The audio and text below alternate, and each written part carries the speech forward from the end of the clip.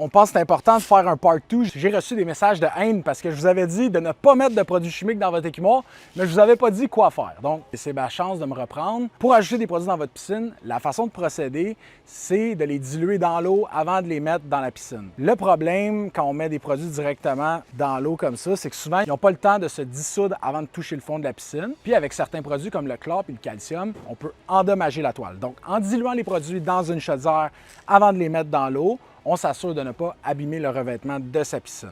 Pour ce qui est des pastilles de chlore, vous avez deux options. Vous pouvez les mettre dans un flotteur qui va se promener sur la piscine, qui va dissoudre progressivement les pastilles. Vous avez une espèce d'anneau d'ajustement qui vous permet de contrôler la quantité d'eau qui va rentrer dans le flotteur.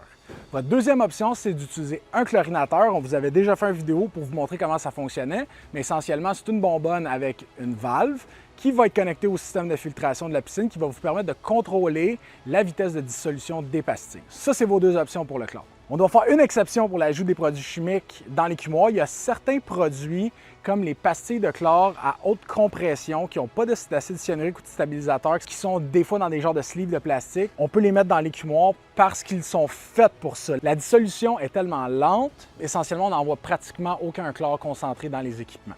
C'est quoi le problème avec le fait d'ajouter des pastilles dans le panier d'écumoire? Bon, je vous ai dit que vous pourriez endommager des chauffe-eau au gaz. C'est un des exemples que je vous ai donné, mais il y en a d'autres. Donc, l'agent qui vient lier le chlore, il vient de comprimer les pastilles, c'est l'acide cyanurique. Donc, c'est un peu la colle qui fait tenir la pastille de chlore ensemble. Ça, quand ça se dissout, ça fait une espèce de résidu visqueux collant qui va aller se loger dans la crépine de la pompe. Puis aussi, le gros problème, c'est que ça va venir contaminer la surface du sable. Donc, quand ça arrive, bien, on a moins de porosité dans le filtre, moins de circulation d'eau, puis même après des backwash, souvent, on va avoir des problèmes de pression. Il y a des clients qui nous ont dit que ça faisait 20 ans qu'ils faisaient ça, qu'il n'y avait pas de problème. Il n'y a pas de trouble.